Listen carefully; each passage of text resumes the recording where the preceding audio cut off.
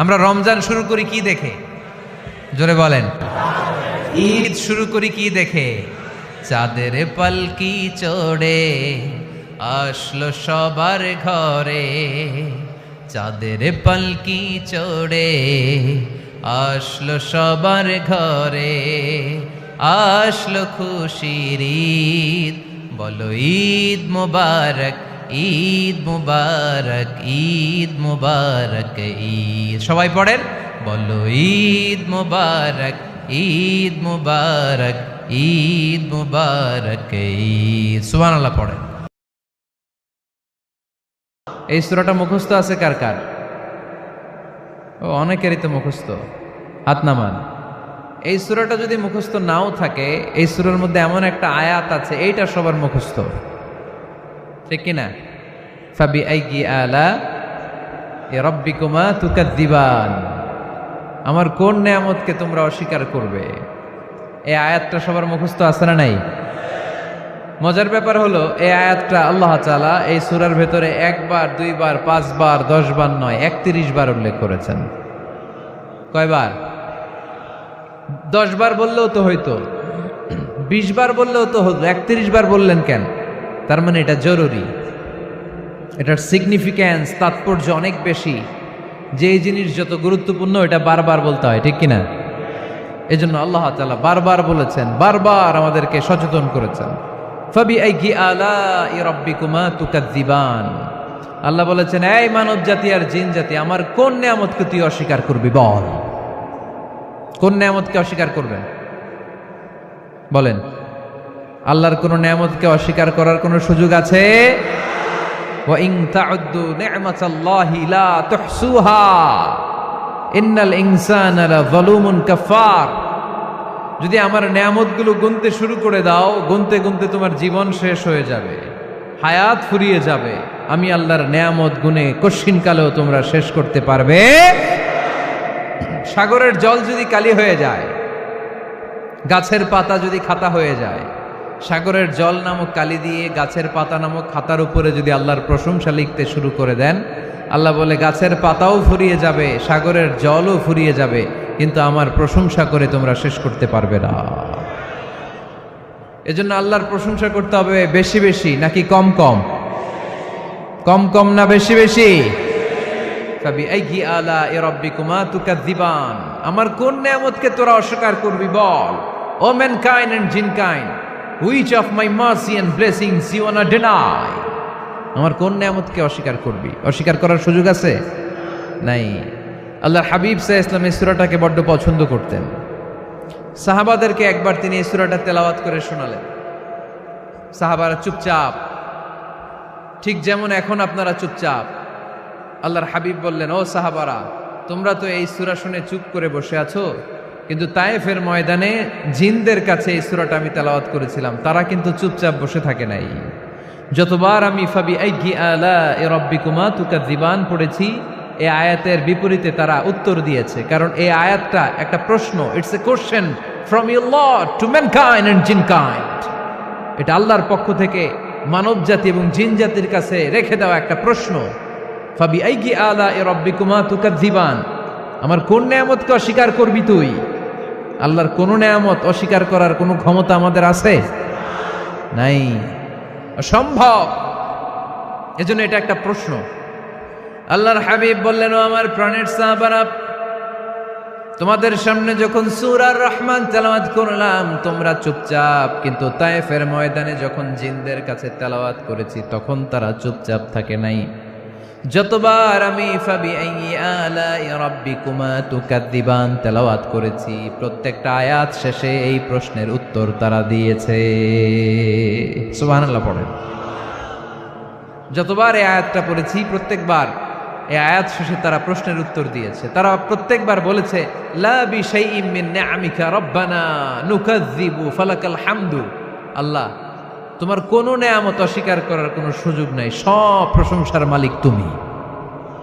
আবার যখন এই আয়াতটা আমি পড়েছি, আবার উত্তর দিয়েছে, আবার আমি পড়েছি, আবার উত্তর দিয়েছে। এরকম একবার নয়, দুইবার নয়, 5 বার নয়, 10 বার নয়, 31 বার এই আয়াতটা তেলাওয়াতের পর পর জিনেরা এই আয়াতের উত্তর আমার সামনে দিয়েছে।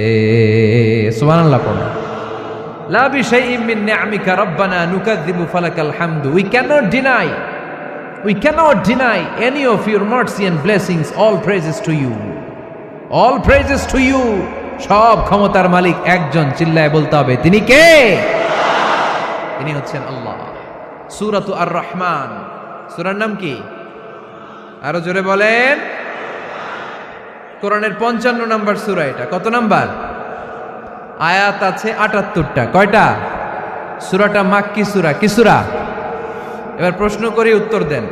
এই সূরাটা কোরআনের কততম সূরা? 55। আয়াত কয়টা? 78টা। মাক্কি না মাদানী? মাশাআল্লাহ, এই তো আপনারা উত্তর করতে পেরেছেন। এই সূরাটার একটা চমৎকার নাম আছে। বাইহাকী শরীফে আল্লাহর হাবিব সাল্লাল্লাহু আলাইহি ওয়াসাল্লাম ইরশাদ করেন, ইন্না লিকুল্লি শাইইন আরুস ওয়া আরুসুল কুরআনি সূরাতু আর-রহমান। আল্লাহর হাবিব বললেন, সবার জন্য একজন নববধূ আছে, কোরআনেরও একটা নববধূ আছে। কোরআনের নববধূর নাম হচ্ছে সূরা আর-রহমান। আওয়াজ করে সুবহানাল্লাহ বলতে পারলেন না? নববধূ বুঝেন তো? হ্যাঁ, নতুন বউ। নববধূ মানে কি? আল্লাহর হাবিব বললেন, ইন্না লিকুল্লি শাইইন আরুস ওয়া আরুসুল কুরআনি সূরাতু আর-রহমান। সবার জন্য একটা নববধূ আছে, কোরআনেরও একটা নববধূ আছে। কোরআনের নববধূর নাম সূরা আর-রহমান। নববধূ যেমনি বাসর রাতে হাতে পায়ে আলতা মেখে, বেনারসি শাড়ি পরে, লিপস্টিক দিয়ে, খোপায় ফুল দিয়ে, জুয়েলারি পরে, অর্নামেন্টস পরে, মেকআপ করে, পার্লারিং করে তার স্বামীর জন্য ওই রাতে সে নিজেকে উজাড় করে সাজায়, ঠিক কিনা? ঠিক তেমনি আল্লাহ তাআলা এই দুনিয়াতে আমাদেরকে কি কি নিয়ামত দিয়েছেন, আবার কি কি নিয়ামত জান্নাতে গেলে দিবেন, তার সব কিছু বর্ণনা করে এই সূরাটাকে তিনি উজাড় করে সাজিয়েছেন। সূরাটার নাম কি? আরো জোরে বলেন, কি নাম? আর-রহমান। একটা দুর্বল বর্ণনায় এসেছে, দুর্বল বর্ণনায়, যে আল্লাহ তাআলা, স্বয়ং আল্লাহ তাআলা জান্নাতে জান্নাতীদেরকে এই সূরা আর-রহমানটা নিজ কণ্ঠে তেলাওয়াত করে শোনাবেন। আমরা আল্লাহর কণ্ঠের তেলাওয়াত শুনতে চাই কি চাই না? আল্লাহর তেলাওয়াত কি আমাদের মতো তেলাওয়াত? আল্লাহ দেখতে কি আমাদের মতো? লাইসা কামিসলিহি শাই, তার মতো কেউ নাই। তার মতো কেউ আছে? তার মতো কেউ নাই। তিনি তার মতো। তিনি কার মতো? তিনি তার মতো। লাইসা কামিসলিহি শাই। জান্নাতীরা যখন জান্নাতে ঢুকবে, আল্লাহ তাআলা প্রশ্ন করবেন, ও জান্নাতীরা, এই কোরআনে যত নাজ নেয়ামতের বর্ণনা দিয়েছিলাম তার সবগুলো কি তোমরা পাই টু পাই বুঝে পেয়েছো? জান্নাতীরা বলবে পেয়েছি। হঠাৎ এক জান্নাতি হাত তুলে বলবে, আল্লাহ একটা জিনিস তো পাই নাই। সবাই বলে পাইছি, তুমি পাও নাই। কি পাও নাই? কয় আমনেরই তো পাই নাই। সুবহানাল্লাহ পড়বেন না? আপনাকেই তো পাই নাই। সব দেখলাম, সব খাইলাম, সব দেখলাম, কিন্তু আপনারা তো দেখলাম না। আল্লাহ তাআলা তখন বিশাল জান্নাতের এক কনফারেন্স রুমে সবাইকে বসিয়ে আল্লাহর দিদার মানুষকে দেখাবেন। আল্লাহ তাআলা তার গোপন সৌন্দর্যকে সেদিন জান্নাতীদের সামনে প্রকাশ করে দিবেন। আল্লাহর হাবিব বসবেন ওই কনফারেন্স রুমে সবার সামনে। আল্লাহর হাবিবের পেছনে বসবে অন্যান্য নবীরা, তারপরে সোহাদা, সালেহীন, আউলিয়া সবাই বসবে। ওই জান্নাতের কনফারেন্স রুমে আমরাও যেন বসার জায়গায় পাই। আল্লাহ তুমি তৌফিক দিয়ে দিও। আল্লাহ তাআলা অনেকগুলো নূরের পর্দার পেছন থেকে নূরের ঝলকানি মারবেন। ওই ঝলকানি এক মুহূর্তের জন্য দিবেন। এক মুহূর্ত। কয় মুহূর্ত? 70,000 নূরের পর্দার কথা বলা হয়। এই বর্ণনাটাও দুর্বল। পর্দা আছে কিন্তু কয় হাজার জানে কে? আল্লাহ। ওই পর্দা সরিয়ে আল্লাহ তাআলা সৌন্দর্যের বা নূরের ঝলকানির এক আলোকচ্ছটা জান্নাতীদের সামনে তুলে ধরবেন এক মুহূর্তের জন্য। কয় মুহূর্ত?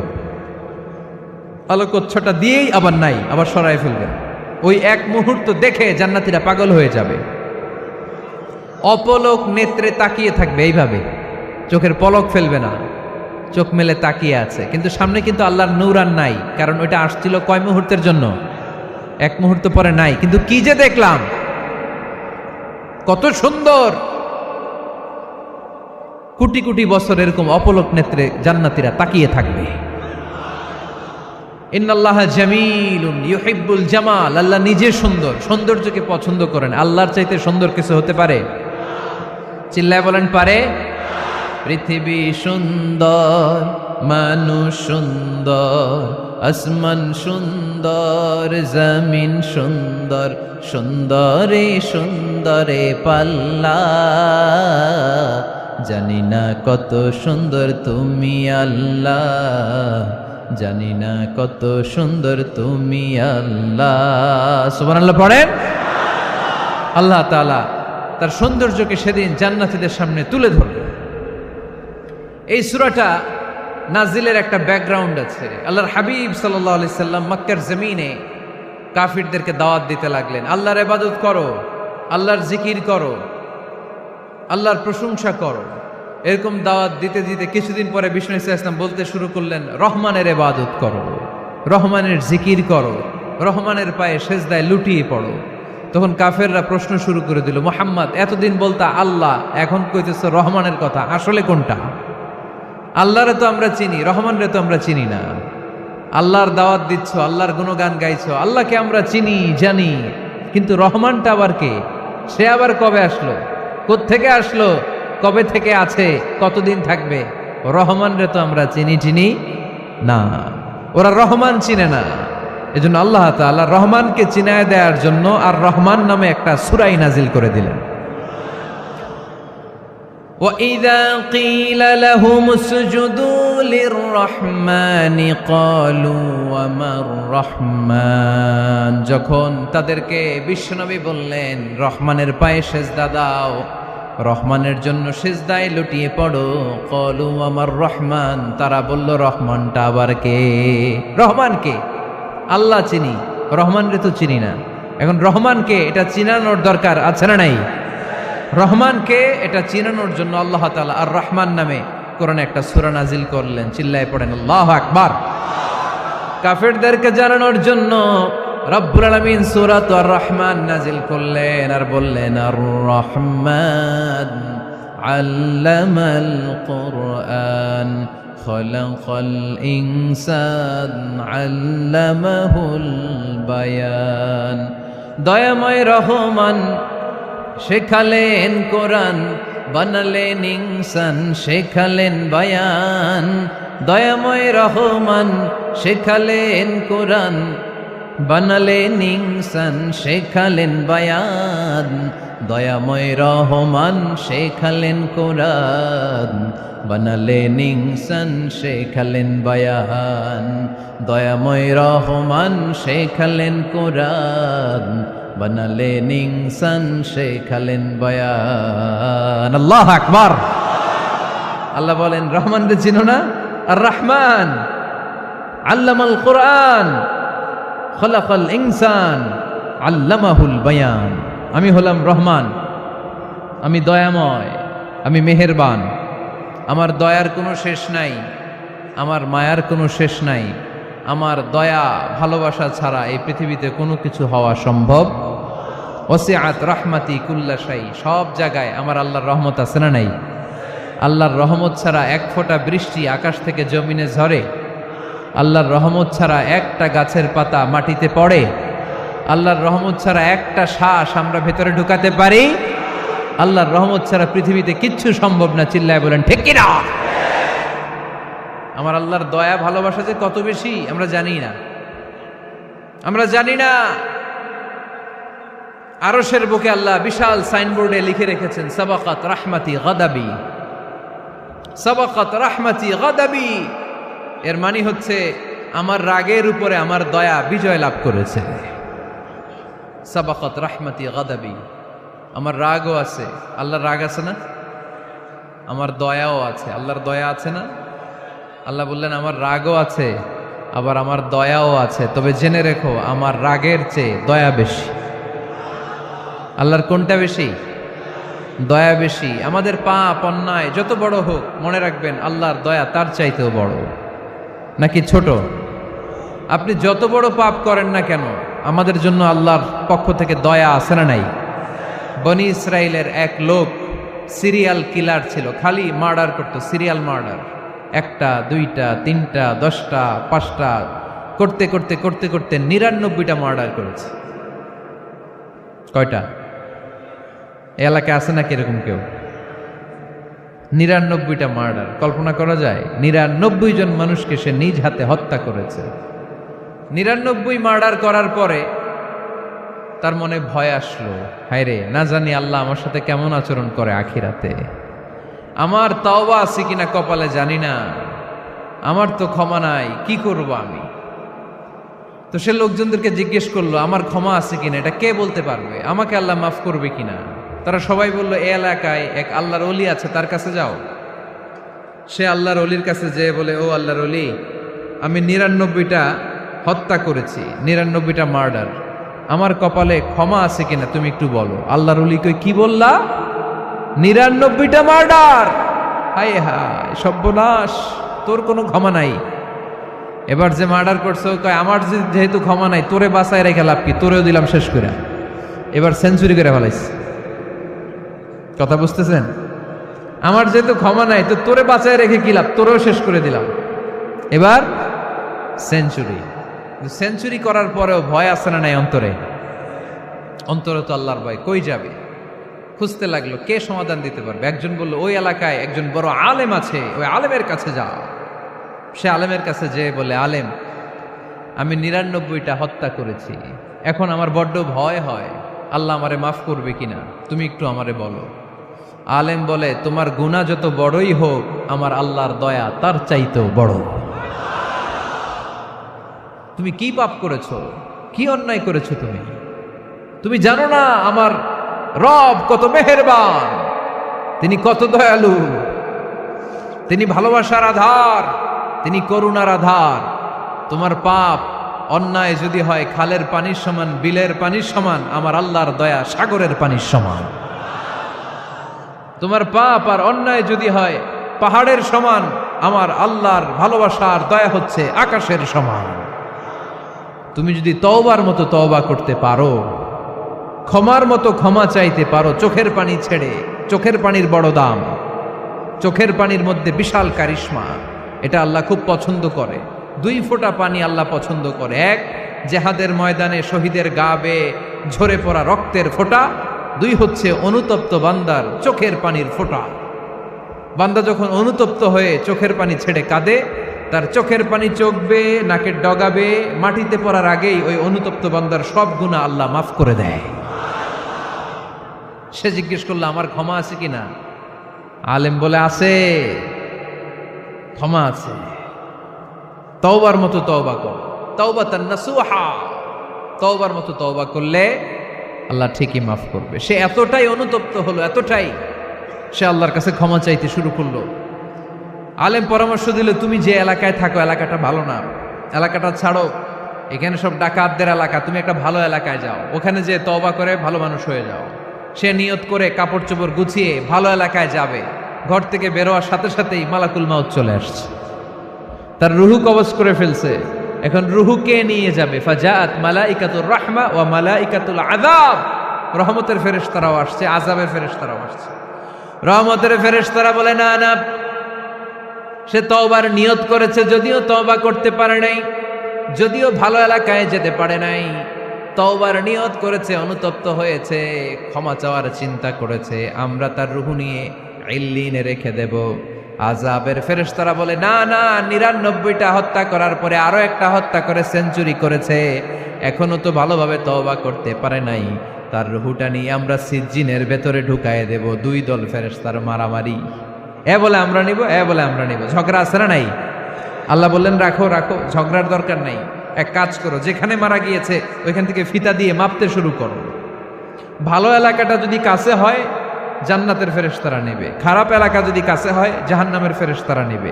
খারাপ এলাকা তো একেবারেই কাছে, ঘর থেকে বেরোয়ার সাথে সাথে মৃত্যু হয়েছে। আর ভালো এলাকা তো অনেক দূর। আল্লাহ জামিনটারে আদেশ দিলেন, জামিন এই অনুতপ্ত বান্দার জন্য তুই ভালো এলাকাটা কাছে চলে আয়, ভালো এলাকাটার জমিনটা তুই সংকুচিত হয়ে যা। যদিও ঘর থেকে বের হয়েছে একেবারে কাছে, খারাপ এলাকাটা হাজার হাজার মাইল দূরে চলে যা। ফিতা দিয়ে মাপ দিয়ে দেখে, সর্বনাশ, ভালো এলাকাটা তো একেবারেই কাছে, খারাপ এলাকাটা অনেক দূরে। আল্লাহর ফয়সালা অনুযায়ী রহমতের ফেরেশতারা তার রূহকে নিয়ে জান্নাতের ভেতরে ঢুকিয়ে দিয়েছে। 99টা হত্যা করার পরে আরো একটা হত্যা করে সেঞ্চুরি, 100টা খুন করছে। আপনি কয়টা করছেন? আমি কয়টা করছি? তো 100টা খুন করে যদি ও মাফ পেতে পারে আমার আল্লাহর কাছ থেকে, আমরা কি ক্ষমা পেতে পারি না? ওর পাপের কাছে আমাদের পাপ কি? কয় ওয়াক্ত নামাজ ছাড়ছেন আপনি? কয়টা মিথ্যা কথা বলছেন? কতবার ঘুষ খাইছেন? কত টাকা সুদে লাগাইছেন? কত অন্যায় করছেন? কত জুলুম করেছেন? মনে রাখবেন, আপনার পাপ, আপনার অন্যায়, আপনার জুলুম যত বড় হোক না কেন, আমার আল্লাহর দয়া তার চাইতেও বড়। এজন্য আল্লাহ নিজের পরিচয় দিয়ে বললেন, আর রহমানু আল্লামাল কুরআন খালাকাল ইনসান আল্লামাহুল বায়ান। আমি রহমান, আমি দয়ার সাগর। আমি কি? আল্লাহ তুমি দয়ার সাগর, রহমানুর রহিম। তোমার দয়ায় পূর্ণ আমার সারানিশিদিন, তোমার দয়ায় পূর্ণ আমার সারানিশিদিন। আলহামদুলিল্লাহ পড়েন। তাহলে বুঝতে পারলাম আমার আল্লাহর দয়ার কোনো শেষ আছে? চিল্লায় বলতে হবে, আছে। কয়শো টুকরা? সবাই শুনতেছেন? কষ্ট হচ্ছে তো উত্তর দিচ্ছেন না যে? কত টুকরা করলেন? 100। 100 টুকরা করে 99 টুকরা দয়া ভালোবাসা আল্লাহ তাআলা নিজের কাছে রেখে দিলেন, আর 1 টুকরা দয়া আর ভালোবাসা আল্লাহ তাআলা গোটা বিশ্বের সবার মাঝে ভাগ করে দিলেন। আমরা সবাই মিলে পাইছি কয় টুকরা ভালোবাসা? উনি রেখে দিয়েছেন কয় টুকরা? ওই 1 টুকরার কিছু অংশ আমিও তো পাইছি, তাই না? আপনি পেয়েছেন, আমরা সবাই পেয়েছি, গোটা বিশ্বের সবাই, আদম আলাইহিস সালাম থেকে শুরু করে কিয়ামত পর্যন্ত যারা আসবে, এসেছিল এবং এখন আছে, সবাই মিলে কয় টুকরা? ওনার কাছে কয় টুকরা? কিন্তু এই 1 টুকরা যে আমরা সবাই ভাগে যোগে পাইলাম, আমাদের ভালোবাসার নমুনা দেখছেন? একজন আর একজনের ভালোবেসে বলে আত্মহত্যা করে ফেলে, আছে না নাই? আছে না? আহা, সালমান শাহ মারা গেছে, এই দেশের কয়েকটা মেয়ে গলায় রশি দিয়ে আত্মহত্যা করছে, শুনছেন? আহা, অমুক সেলিব্রিটির কি হয়েছে, ছাদ থেকে লাফ দিয়ে পরে মাথা ফাটায় ফেলছে। ভালোবাসা আছে না নাই? যারে ভালোবাসে তার নাম আবার ছেলেরা হাতের মধ্যে কেটে কেটে লেখে। শরীয়তপুরে এগুলো নাই, আলহামদুলিল্লাহ। হ্যাঁ, প্লাস দিয়ে লেখে, প্লাস। ধরেন আব্দুল্লাহ প্লাস শামিমা, তো এ প্লাস এস, রক্ত দিয়ে লেখে, রক্ত। আমি অবাক হই, নিডেল, সুই দিয়ে কেটে কেটে লেখে আব্দুল্লাহর এ প্লাস শামিমার এস। কি ভালোবাসা! 1 ভাগ ভালোবাসার ছিটে ফোটা সবাই মিলে পাইছে। এইটা ঠেলা যদি এরকম হয়, তাহলে যিনি 99 ভাগ ভালোবাসা রেখে দিয়েছে তার ভালোবাসা বেশি না কম? দেখেন, ছোট্ট বাচ্চাটা রাতে খেতে চায় না, মা যদি বলে খাও, বলে না, খাবো না। আব্বু অফিস থেকে আসুক, আব্বুর কোলে বসে বসে আব্বু আর আমি একসাথে খাবো। এই ছোট্ট বাচ্চাটা কিছু বোঝে না, কিন্তু তারপরও তার বাবার জন্য ভালোবাসা তার হৃদয়ে ঢুকাই দিছে কে? আপনাদের এলাকায় মুরগি পালেন না আপনারা? মুরগি যখন বাচ্চা নিয়ে হাঁটে, দেখবেন মুরগি ছানা ধরা যায় না, ধরতে গেলে মা মুরগিটা কি করে? কামড় দিতে আসে। এই ছোট্ট বাচ্চাগুলোর জন্য মা মুরগিটার হৃদয়ের ভিতরে ভালোবাসা ঢুকাই দিল কে? আহা, আমি পত্রিকাতে এমনও দেখেছি, বন্যায় এক মা পানি খেতে খেতে খেতে খেতে খেতে খেতে মরে গিয়েছে, কিন্তু শিশুটাকে একটা বালতির মধ্যে চাপিয়ে মাথায় তুলে ধরে রেখেছে। মা পানি খেতে খেতে নিজের জীবনকে বিলিয়ে দিয়েছে, কিন্তু বাচ্চাটা মরে নাই। বাচ্চার জন্য কি ভালোবাসা! এই ছোট্ট বাচ্চার জন্য মায়ের হৃদয়ে জান স্যাক্রিফাইসের মতো এই ভালোবাসা ঢুকাই দিল কে?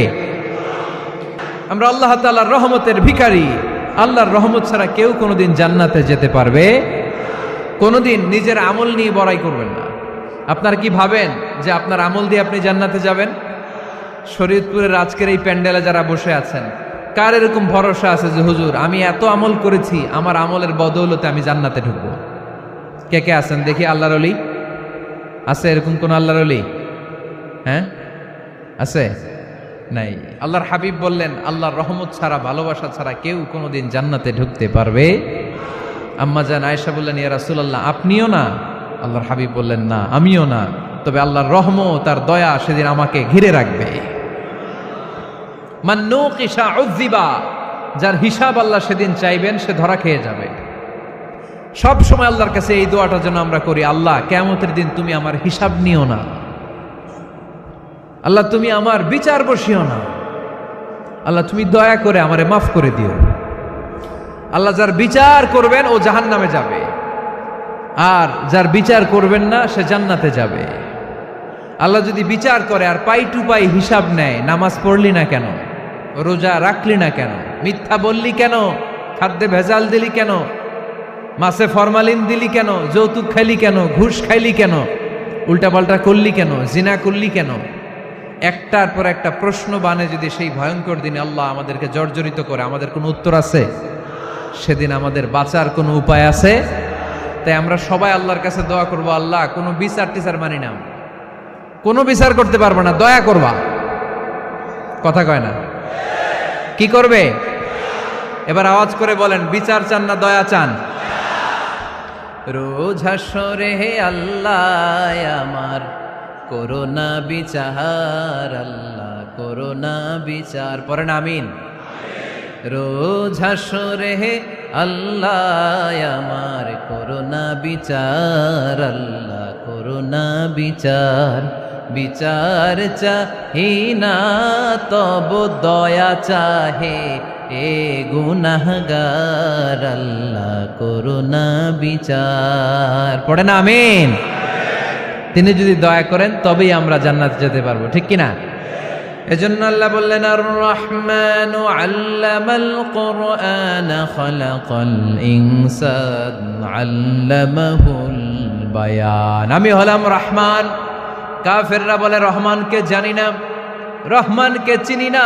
আল্লাহ বলে রহমান রে চিনে নাও, আমার নাম রহমান, আমি দয়ালু, আমি মেহেরবান, ঠিক কিনা? এজন্য প্রতিদিন সূরা ফাতিহায় দ্বিতীয় আয়াতটা আমরা কি পড়ি?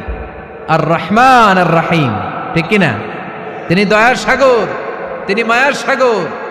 আমরা বললাম, আল্লাহ ঠিক আছে আমরা বুঝেছি আপনি দয়ার সাগর, আর আপনি কি করেন? দ্বিতীয় আয়াতে আল্লাহ বললেন, আল্লামাল কোরআন, আমি কোরআন শিক্ষা দেই। শুধু দয়ার সাগর হয়ে আমি আল্লাহ বসে থাকি নাই, তোমাদের হেদায়েতের জন্য আমি কোরআন নাজিল করে দিয়েছি। আল্লামাল কোরআন, আমি কোরআন শিক্ষা দেই। আমাদেরকে কোরআন শিখিয়েছে কে? বিশ্বনবীকে কোরআন শিখিয়েছে কে? আল্লাহ। এজন্য দুনিয়াতেও যারা কোরআন শিখায় তাদের মর্যাদা বাড়ায় দেয় কে? বাংলার জমিনে যারা কোরআন শরীফ শিখায় এদের মর্যাদা সবচেয়ে কম, এদের বেতন সবচেয়ে কম, এরা সমাজে সবচেয়ে বেশি অবহেলিত, ঠিক কিনা? তা আল্লাহর কাছে এরা সবচেয়ে বেশি সম্মানিত। আল্লাহর হাবিব বললেন, খায়রুকুম মান তাআল্লামাল কুরআন ওয়া আল্লামাহু, তোমাদের মধ্যে আল্লাহ তাআলার কাছে সবচাইতে প্রিয় শ্রেষ্ঠ ওই মানুষটা যে নিজে কোরআন পড়ে আবার অন্যরে পড়ায় দেয়। সুবহানাল্লাহ পড়েন। আপনি যদি কাউরে শুধু সূরা ফাতিহাটা শিখান, কোন সূরা? সূরা ফাতিহাটা যদি শিখায় দেন, সে যতদিন সূরা ফাতিহা তেলাওয়াত করবে ওই তার তেলাওয়াতের একটা পার্সেন্টেজ সওয়াব আপনার আমলনামায় আছে না নাই? সে যদি আবার আরেকজনের শিখায়, ওই লোক যদি আবার আরেকজনের শিখায় দেয়, এরকম যতজনকে তারা শিখাবে প্রত্যেকের তেলাওয়াতের একটা পার্সেন্টেজ সওয়াব আপনার আমলনামায় ঢুকায় দিবে কে? এজন্য কোরআন নিজেও শিখবো, অন্যকেও শেখাবো। রাজি আছেন তো? আপনাদের এখানে মসজিদে কোরআন শিক্ষার আসর আছে নাকি? হ্যাঁ, এই যে বাড়ির পাশে যে একটা মসজিদ দেখলাম, কোরআন শিখায়। কিবার শিখায়? প্রতিদিন। কে শিখায়? ইমাম সাহেব। বেতন টেতন দেন তো? কত দেন? 1 লক্ষ মাসে? 5-6 হাজার? বলে কি? এক একটা ইমামের কমসে কম 1 লক্ষ টাকা বেতন হওয়া দরকার, ঠিক কিনা? না খেয়ে না পড়ে অল্পতে তুষ্ট থেকে যারা শুকরিয়া করে এরা আমাদের আইম্মাতুল মাসাজিদ, মসজিদের ইমামরা। মসজিদের মুয়াজ্জিনরা, এক একটা মসজিদের মুয়াজ্জিনের গলা হবে এরকম বিশাল উঁচু। কিয়ামতের ময়দানে সবাই আমরা এর দিকে তাকায় থাকবো, কিরে ভাই তোর গলা উঁচু কেন? সে বলবে আমার এই গলা দিয়ে প্রতিদিন 5 বার আমি আজান দিয়েছি। কিয়ামতের ময়দানে ঠিকই সম্মানিত, দুনিয়ায় আমরা চিনলাম না ওনাদেরকে। এজন্য কোরআন শিক্ষার আসর জন্য আমরা গড়ে তুলি। তালিমুল কোরআন প্রজেক্ট লাগবে, শিশুদের কোরআন শিক্ষার আসর, নারীদের কোরআন শিক্ষার আসর, বয়স্কদের কোরআন শিক্ষার আসর। আমরা কোরআন শিখে মরতে চাই, কোরআন জেনে মরতে চাই। No excuse will be granted that day. সেদিন আল্লাহ কোনো এক্সকিউজ গ্রহণ করবে না। সব পারো, হিন্দি তো ঠিকই কইতে পারো, হিন্দিতে কথা কইতে পারে না ছেলেপেলেরা? হিন্দি সিনেমা এমন দেখা দেখে হিন্দিতে কথা কইতে পারে। তো হিন্দি ভাষা বুঝতে পারলে, শিখতে পারলে আরবি পারলা না কেন? কোনো এক্সকিউজ, ওজোর, আপত্তি সেদিন আল্লাহ গ্রহণ করবে না। শরীয়তপুরের ভাইয়েরা, আসুন আমরা কোরআন শিখি, আসুন আমরা কোরআন পড়ি। প্রতিদিন একটা আয়াত হলেও কমপক্ষে আমরা যেন কোরআনের অর্থ পড়ি, বঙ্গানুবাদ পড়ি। রাজি আছেন তো? আপনাদের স্মার্টফোন আছে কার কার হাতে দেখি?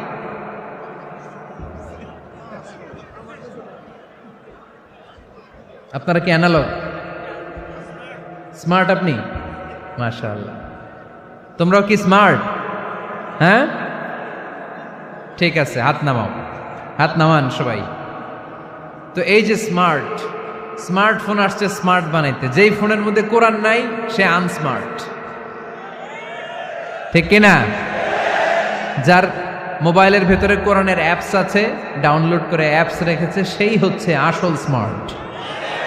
He is the real hero, he is the real smart. এজন্য মোবাইলের অ্যাপসের ভেতরে কোরআন ঢুকাইতে হবে।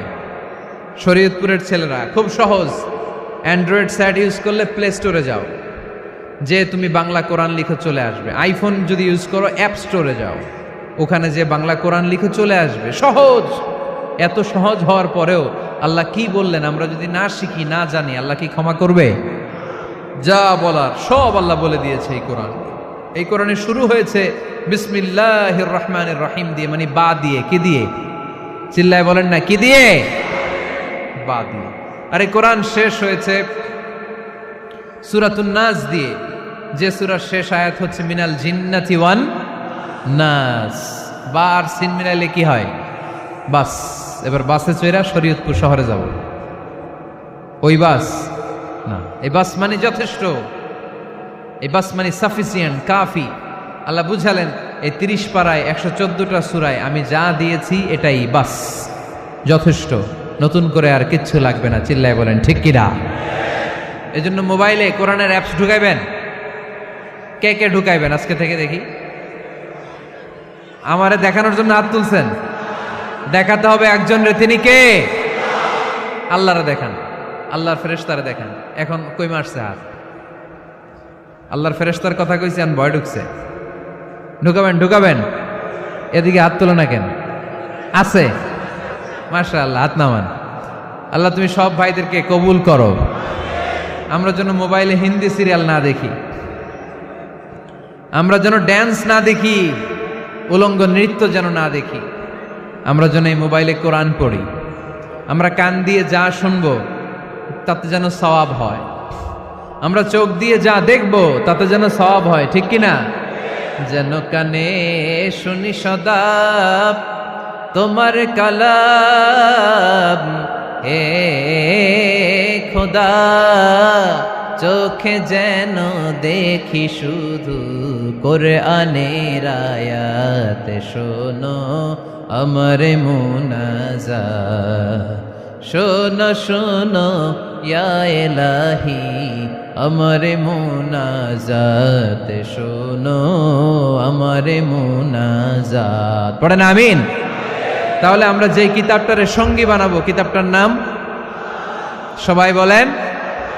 আমরা যে কিতাবটারে বন্ধু বানাবো, এই কিতাবটার নাম, এটা আল্লাহর কিতাব। এই কিতাব সংরক্ষণের দায়িত্ব নিয়েছে কে? এই কিতাবকে কেউ ধ্বংস করতে পারবে? এই কিতাবের পিছু লেগে কেউ সুবিধা করতে পারবে? এই কিতাবের তাফসির কেউ বন্ধ করতে পারবে না, অসম্ভব। কোরআনের কথা ছড়িয়ে পড়বে যুগ থেকে যুগ, যুগান্তরে, দেশ থেকে দেশ, দেশান্তরে, ঠিক কি না? এটা এমন কিতাব, এই কিতাবের পিছু লেগে লাভ নাই। এই কিতাবের বাণী ছড়িয়ে পড়বে গোটা বিশ্বময়। অনেকে অনেক ষড়যন্ত্র করেছে এই কিতাবকে ধ্বংস করে দেওয়ার জন্য। আমাদের এই খোদ ভারতবর্ষে ষড়যন্ত্র হয়েছিল। ব্রিটিশরা যখন চলে গিয়েছিল, ওরা প্ল্যান করেছিল এই কিতাবকে কি করে আমাদের থেকে ডিটাচ করা যায়, কেমন করে আলাদা করা যায়।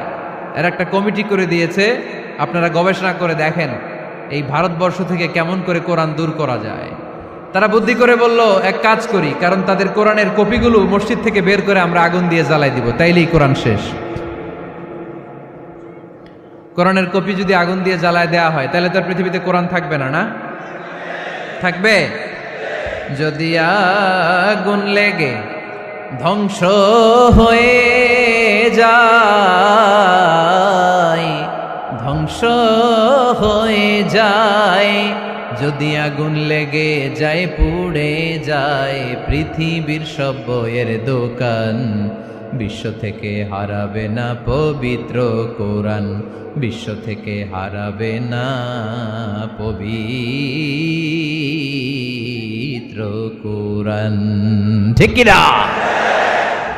পরে দেখলো না রিসার্চে গন্ডগোল আছে, অ্যানালাইসিস ভুল, আবার নতুন কমিটি পাঠালো তারা ইংল্যান্ড থেকে, 33 সদস্য বিশিষ্ট কমিটি। তারা এসে গবেষণা করে দেখলো না, এই কোরআন আগুনে জ্বালাই দিলে কোরআন দূর হবে না। কারণ আমরা ভারতবর্ষের হেফজখানাগুলোতে যে দেখেছি ছোট্ট বাচ্চারা মাথা দুলিয়ে দুলিয়ে কোরআন পড়ে, কোরআন তারা শুধু কাগজেই লিখে রাখে না, সিনার ভিতরে গেঁথে রাখে।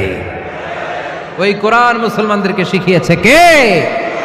সে আল্লাহ বললেন, আর রহমানু আল্লামাল কোরআন খালাকাল ইনসান আল্লামাহুল বায়ান। আল্লাহ বললেন আমি মেহেরবান, আমি কোরআন শিখিয়েছি। আমরা বললাম আল্লাহ আর আপনি কি করেন? আল্লাহ বলেন খালাকাল ইনসান, আমি মানুষ বানিয়েছি। সুবহানাল্লাহ পড়েন। আমাদেরকে তৈরি করেছে কে? জোরে বলতে হবে কে? মানব সৃষ্টির 3টা পদ্ধতি কোরআনে পাওয়া যায়। পদ্ধতি নাম্বার 1, বাবাও নাই মাও নাই। এই পদ্ধতিতে আল্লাহ কাকে বানাইছে বলেন? আদম আর হাওয়া আলাইহিস সালাম, এদের বাবা মা ছিল। 2 নম্বর পদ্ধতি হচ্ছে মা আছে কিন্তু বাবা নাই। এই পদ্ধতিতে আল্লাহ কাকে বানালেন? কি নাম? ঈসা আলাইহিস সালাম। 3 নম্বর পদ্ধতি হচ্ছে মাও আছে বাবাও আছে। এই পদ্ধতিতে আল্লাহ কাদেরকে বানিয়েছেন? আমাদেরকে বানিয়েছেন। তাহলে পদ্ধতি কয়টা? 3টা। আদম আলাইহিস সালামকে বানানোর পদ্ধতিও 3টা। প্রথমে আল্লাহ 3 ইন লাজিব এঁটেল মাটি নিলেন, তারপর নিলেন হামাইম মাসনুন কাদামাটি, তারপরে এটারে বানালেন ঠনঠনে শুকনো মাটি। সাইয়েদনা আদম আলাইহিস সালামের অবয়ব তৈরি করলেন 60 হাত লম্বা করে। সাইয়েদনা আদম আলাইহিস সালামকে যখন আল্লাহ বানিয়েছেন কয় হাত লম্বা? সহিহ বুখারীর বর্ণনা, লাম্মা খালাকাল্লাহু আদামা ওয়া কানা তুলুহু 60 যিরাআন। আল্লাহ তাআলা যখন আদম আলাইহিস সালামকে বানালেন 60 হাত বা 60 গজ লম্বা করে বানালেন। আপনারাও যারা জান্নাতে যাবেন 60 হাত লম্বা হয়ে জান্নাতে ঢুকবেন। কয় হাত লম্বা? সুবহানাল্লাহ পড়বেন না? আদম আলাইহিস সালামকে বানালেন। আবার মায়ের পেটে যে আমরা বড় হলাম, এখানেও আমাদের 3টা ক্যাটাগরি, 3টা ধাপে তিনি আমাদেরকে বানালেন। মায়ের পেটে 9 মাস কি করছিলেন মনে আছে আপনাদের? শরীয়তপুরের ভাইরা মনে নাই? কেন? হ্যাঁ, আমাদের কারোরই মনে নাই, ঠিক কিনা? এই 6 মাস 8 মাস কই যে ছিলাম, কোথায় ছিলাম আমরা মনে করতে পারি না। স্মৃতির পাতা হাতড়িয়ে যত পিছনে যায় আর ভুলতে থাকি। মনে আছে ছোটবেলার কথা? মনে নাই। আমরা সবাই কিন্তু এত বড় ছিলাম না ভাই, ছোট্ট ছিলাম, ছোট্ট। মায়ের জরায়ুর দেয়ালের মধ্যে লেপ্টে ছিলাম। নুতফা, আলাকা, মুদগা, sperm drop, blood clot and the little flesh. ছোট্ট নাপাক পানি ছিলাম। ওইটারে আল্লাহ বড় করতে আরম্ভ করলেন। বড় করতে করতে রক্তপিণ্ড বানালেন। রক্তপিণ্ড থেকে আল্লাহ গোশতপিণ্ড বানালেন। আমরা প্রত্যেকেই এরকম একটা গোশতের টুকরা ছিলাম। এটার ভিতরে আল্লাহ কঙ্কাল ঢুকালেন, আমার স্কেলিটন, আমার কঙ্কালটা, আমার অবয়বটা ঢুকালেন। তারপরে আবার গোশত দিয়ে প্যাকেট করলেন, তার উপরে আবার চামড়ার প্যাকেট পড়ায় দিলেন। পড়েন সুবহানাল্লাহ। এরপরে 9 মাস পরে এই পৃথিবীর বুকে স্মুথলি আমাকে আসার সুযোগ দিলেন কে? একথাই আল্লাহ সূরা আল মুমিনুনে বললেন, ওয়ালাকাদ খালাকনাল ইনসানা মিন সুলালাতিন মিন তিন ثم جعلناه نطفة في قرار مكين ثم خلقنا النطفة علقة فخلقنا العلقة مضغة فخلقنا المضغة عظاما فكسونا العظام لحما ثم أنشأناه خلقا آخر فتبارك الله أحسن الخالقين পড়েন আল্লাহু আকবার। আপনারা উঠতেছেন কেন? উঠছেন কে কে দেখি, আপনার চেহারাটা দেখেন আমাকে। ওয়াশরুমে যাওয়ার জন্য অনেক আগ থেকে বসে আছেন বোধহয়, না? আসর থেকে, দুপুর 3টা থেকে। আল্লাহু আকবার, আল্লাহু আকবার। তাহলে দোয়া করে দেই। আর না না না না, ঠিক হবে না, কষ্ট হচ্ছে, আমি বুঝতে পারতেছি। আরো কয়েক মিনিট শুনবেন? পড়েন পড়েন, লিল্লাহে তাকবীর, লিল্লাহে তাকবীর, লিল্লাহে তাকবীর। মায়ের পেটে আমাদেরকে তৈরি করলো কে? আল্লাহ। 10 মাস আমাদেরকে খাবার দিল কে? অক্সিজেন দিল কে? দেখেন, দুনিয়ার কেউ কিন্তু আমার খোঁজ নিতে পারে নাই, ভিতরে যে পারছে। ওই গোপন জায়গায় একজন আমার রিজিক দিত, তিনি কে? আমার নাভির সাথে আমার মায়ের জরায়ুর একটা কানেকশন ছিল। ওই একটা লাইন দিয়ে আমাদের সবাইকে আল্লাহ খাবারের ব্যবস্থা করেছেন, পানির ব্যবস্থা করেছেন, বাতাসের ব্যবস্থা করেছেন। দুনিয়ায় আসার সাথে সাথে দুনিয়ার মানুষরা ওই খাবারের লাইনটা কেটে দেয়, ঠিক কিনা? শরীয়তপুরে বোধে রেখে দেয়। কি করে? কাটাপ। দেখবেন সিজার করার পরে বাচ্চাদেরকে বের করে কেচি দিয়ে যারা সিজার করে ডাক্তাররা কি করে? কেটে দেয়। বাচ্চার পা ধরে মাথাটা নিচু করে নিতম্বের মধ্যে থাপ্পড় মারে কয়েকটা, তারপরে বাচ্চা ওয়া ওয়া করে কেঁদে ওঠে, ঠিক কিনা? আমরা আমাদের কানে শুনি ওয়া ওয়া, আসলে সে আল্লাহর কাছে কেঁদে কেঁদে ফরিয়াদ জানায়, বলে আল্লাহ 9 মাস 10 মাস মায়ের পেটের ভেতরে ছিলাম, কেউ তো খোঁজ খবর নিল না, তুমিই তো আমার এই নাভির সাথে মায়ের জরায়ুর একটা লাইন দিয়ে ওই এক লাইনে খাবার, এক লাইনে পানি, এক লাইনে বাতাস ঢুকিয়েছো। 9টা মাস এই খাবারের লাইন আমার ঠিকঠাক ছিল, আমার টেনশন ছিল না। কিন্তু দুনিয়ার বুকে আসার সাথে সাথেই, এদের সাথে আমার কি শত্রুতা আমি জানি না, আসার সাথে সাথে আমার খাবারের লাইনটা কেটে দিস। আল্লাহ একটা মাত্র খাবারের লাইন ছিল, মানুষগুলো কেটে দিল। আমি এখন কি খাবো? আমি এখন যাব কই? আল্লাহ বলে কাঁদিস না, 8 মাস যেমনি খাওয়াইছি এখনো খাওয়াবো। সুবহানাল্লাহ পড়েন। খাবারের একটা লাইন ছিল, কেটে দিয়েছে। ওই একটার বিপরীতে তোর মায়ের বুকের ভেতরে এখন খাবারের 2টা লাইনের ব্যবস্থা করে দিলাম। খালাকাল ইনসান, তিনি মানুষ বানিয়েছেন, মানুষের যা দরকার তার ব্যবস্থাও করে দিয়েছেন। চিল্লায় বলেন ঠিক কিনা? এজন্য আল্লাহ বললেন আর রহমানু আল্লামাল কুরআন খালাকাল ইনসানা আল্লামাহুল বায়ান। আমি মেহেরবান, আমি তোমাদের কোরআন শিখিয়েছি, আমি মানুষ তৈরি করেছি, আমি তোমাদেরকে ভাষা শিক্ষা দিয়েছি। সুবহানাল্লাহ পড়েন। আল্লামাহুল বায়ান, আমি তোমাদেরকে বয়ান শিখিয়েছি। এই যে আমরা বয়ান করি, আমাদের যে ভাষা, এই ভাষা কার দান? আমাদের বাংলা ভাষা কার দান? পৃথিবীতে অনেক ভাষা আছে, একটা ভাষার প্রকাশভঙ্গির সাথে আরেকটার মিল নাই, একটার প্রকাশভঙ্গির সাথে আরেকটার মিল নাই। চাইনিজরা চাইনিজ ভাষায় কথা বললে ইংরেজরা কিচ্ছু বুঝে না, ইংরেজরা বললে আরবরা বুঝে না, আরবরা বললে মালায়রা বুঝে না, মারায়রা বললে আফ্রিকানরা বুঝে না। সুবহানাল্লাহ পড়েন। আমি অনেক দিন দেশের বাইরে থাকি, 10 বছরেরও বেশি আমি পড়াশোনা করি, এখনো পিএইচডি করি। তো মিশরে যখন আমি পড়াশোনা করতাম তখন দেখতাম এক এক ভাষায় এক একজন কথা বলে। আমরা বাঙালিরা যদি কোনো কথা বলে হাসাহাসি করি, হেসে হেসে আমরা কুটি কুটি হয়ে যাচ্ছি, মরে যাচ্ছি, কিন্তু ওরা হাসে না, বিদেশিরা, ওরা বুঝে নাই তো। আবার ওরা যখন কথা বলে হাসে, আমরা কিছুই বুঝি না। সুবহানাল্লাহ পড়বেন না? ওইটা বাদ দেন, আমাদের বাংলাদেশে আসেন, আমাদের বাংলাদেশে এক এক জেলার সাথে আরেক জেলার ভাষার ভিন্নতা আছে না নাই? সুবহানাল্লাহ পড়বেন না? ঢাকার ভাষার সাথে ফরিদপুরের ভাষার অমিল, সিলেটের অনেক অমিল, চট্টগ্রামের অমিল আছে না নাই? সবচেয়ে বেশি অমিল সিলেটে আর চট্টগ্রামে, ঠিক কিনা? ওনাদের ভাষাগুলো এমন, শুনলে বুঝার উপায় নেই যেটা বাংলা ভাষা না অন্য ভাষা। কিন্তু প্রত্যেক আঞ্চলিকতায় একটা মাধুর্যতা আছে না নাই? আল্লাহ পাক এই কোরআনের মধ্যে আঞ্চলিকতার দাম দিলেন। হিশাম বিন হাকিম বিন হিজাম কোরআন থেকে তেলাওয়াত করতে শুরু করলেন। এই তেলাওয়াত শুনে সাইয়েদনা ওমরে ফারুক ওনার ঘাড় ধরে টেনে বিশ্বনবীর কাছে নিয়ে আসলেন। ওমরে ফারুক বললেন, ইয়া রাসূলুল্লাহ, দেখেন হিশাম বিন হাজিম কেমন করে কোরআন পড়ে। দেখেন ভিন্নভাবে কোরআন পড়ে, আপনি শিখাইছেন একভাবে, ও পড়ে আরেকভাবে, ওর বিচার করেন। আসলে আরেকভাবে পড়ে নাই, অন্য আঞ্চলিকতায় পড়েছে। যেমন আমরা পড়ি ওয়াদ-দুহা ওয়াল-লাইলি ইযা মা ওয়াদ্দাআকা রাব্বুকা ওয়া মা ক্বালা ওয়ালাল আখিরাতু খায়রুল লাকা মিনাল উলা। কিন্তু কোরআনের আরেকটা লাহজা বা আরেকটা পড়ার পদ্ধতি আছে, যেখানে ওনারা পড়ে ওয়াদ-দুহা ওয়াল-লাইলি ইযা সাজা মা ওয়াদ্দাআকা রাব্বুকা ওয়া মা ক্বালা। সুবহানাল্লাহ পড়বেন না? হাশিম বিন হিকাম এরকম বাঁকা করে পড়ছিলেন। ওমরে ফারুক বাঁকাটা শিখেন না, উনি শিখছিলেন সোজা। ওমরে ফারুক আবার সোজা সাপটা পছন্দ করতেন। সুবহানাল্লাহ পড়েন। বিশ্বনবী বললেন, হিশাম বিন হিজামকে তুমি ছাড়ো। বললেন, হিশাম তুমি কিভাবে পড়েছো? হিশাম বলে, আমি এইভাবে পড়েছি।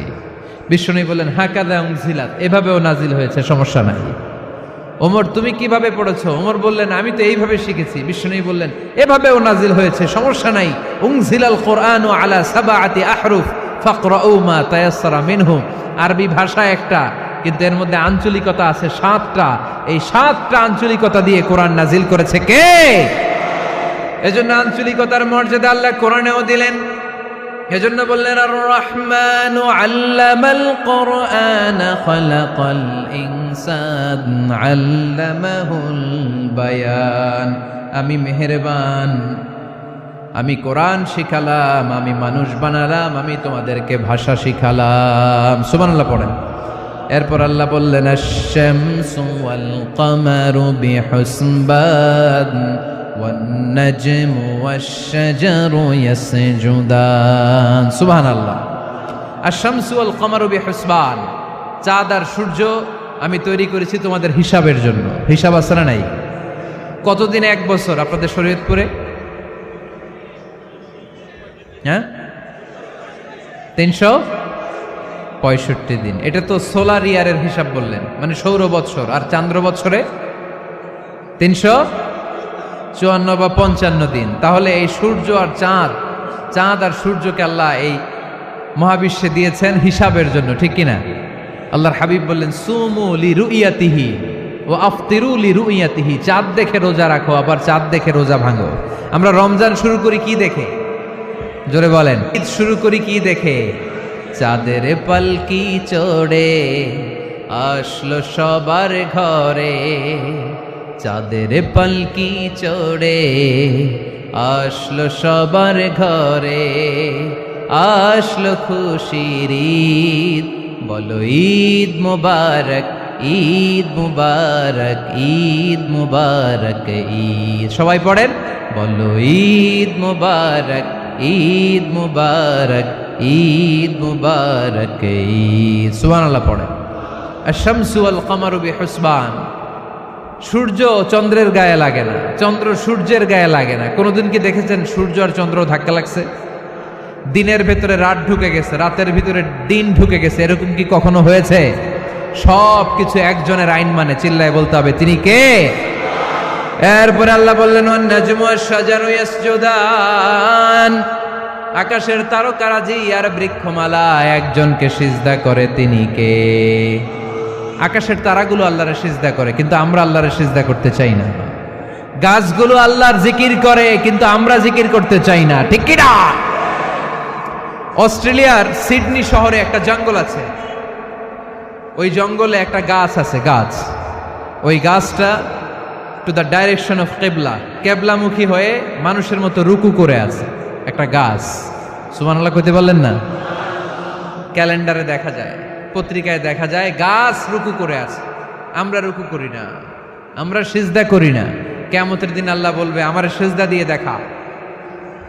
আপনারা যারা নামাজ পড়েছেন, সিজদা দিয়েছেন, তারা আল্লাহু আকবার বলে সিজদায় লুটিয়ে পড়বেন। আর যারা নামাজ পড়ে নাই, তারা শত চেষ্টা করেও তাদের পিঠকে বাঁকা করতে পারবে না। এজন্য 5 ওয়াক্ত সালাত জামাতের সাথে পড়ার দরকার আছে না নাই? আজকের এই মাহফিলটা তখনই সফল হবে যখন আমরা এই ওয়াদা করতে পারবো যে জীবনে কোনোদিন নামাজ ছাড়বো। এই ওয়াদা করা যাবে? সবাই করতে পারবেন? কার সাথে? আমার সাথে ওয়াদা করবেন? কার সাথে? হাত তুলে আল্লাহরে দেখান, আওয়াজ করে আল্লাহরে ডাকেন, বলেন হে আল্লাহ। আরো জোরে একটা ডাক দেন, পড়েন আল্লাহ। হাত তুলে ওয়াদা করলাম 5 ওয়াক্ত সালাত জামাতের সাথে আদায় করার চেষ্টা করব, তুমি তৌফিক দাও, আমিন। আর জোরে আমিন। সূরা আর রহমানের শিক্ষা হচ্ছে যে সব সময় আমরা ভরসা রাখবো একজনের উপর, তিনি কে?